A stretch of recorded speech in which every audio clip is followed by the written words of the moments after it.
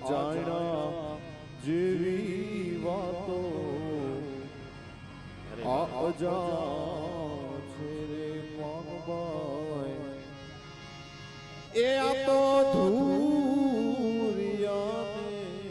નો સમજાય જય હો હા ગુપત રસનો છે એ ખેલયો કપટો માયરી એ તમે આટી એ મેલો તો સમજાય માટે વીજળીને ચમકારે